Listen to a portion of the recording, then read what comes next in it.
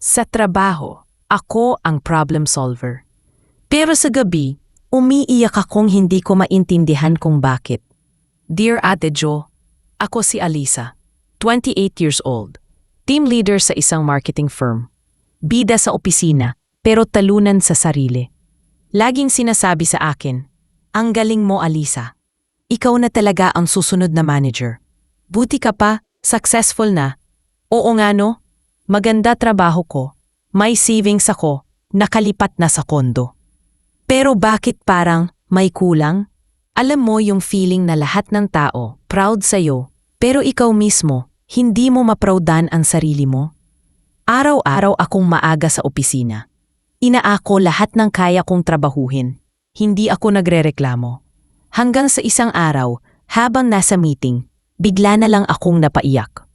Hindi dahil sa galit, hindi rin dahil sa lungkot. Agod lang. Pagod na palaging kailangan maging okay. Hindi ko na maalala kung kailan ako huling tumawa ng totoo.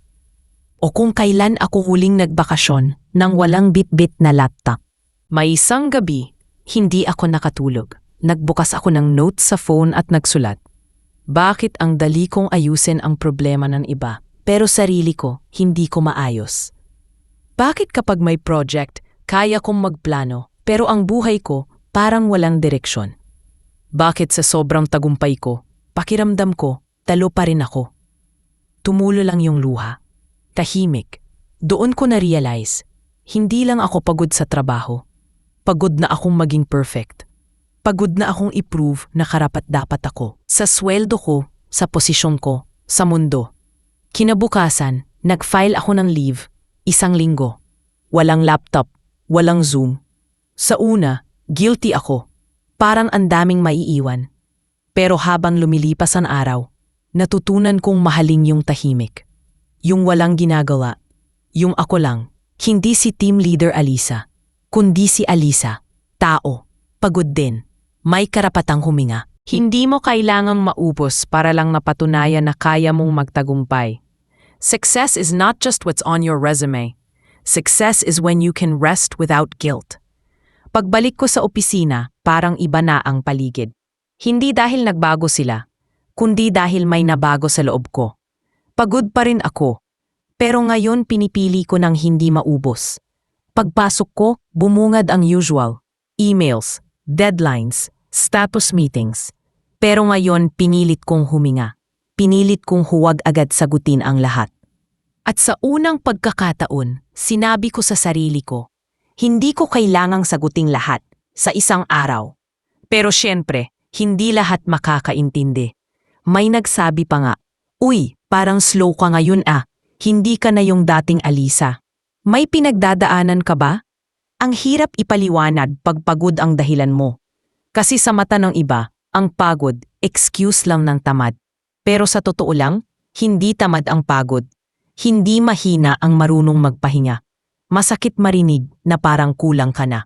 Pero mas masakit, maubos ka at sila tuloy-tuloy lang. One time during a big client presentation, napansin ko na parang hindi ko na best ang binibigay ko. Kasi dati, all out ako. Laging overtime. Ngayon, hanggang kayang oras lang. Kinwestiyon ko sarili ko. Ito pa ba talaga ang gusto ko? Worth it pa ba tong giyera ng productivity? Buhay ko ba to o buhay ng expectations ng iba? Nagsimula akong mag-set ng boundaries. Hindi ako nagre-reply sa work chats after 7 p.m. Kapag weekend, hindi ko binubuksan ang laptop. At tuwing linggo, may me time ako. Journaling, tahimik lang sa kwarto, minsan taho sa labas. Hindi siya madaling i-maintain. Pero alam mo, unti-unti nararamdaman ko ulit ang sarili ko. Hindi na ako Alisa na team leader lang. Ako si Alisa, na pwedeng magkamali, pwedeng huminto, pwedeng hindi perpekto. Hindi ko kailangang maging robot para lang nasabing magaling ako. Ang totoong tapang ay yung piliin ang sarili, kahit hindi maintindihan ng lahat. Nakarelate ka ba sa kwento ni Alisa?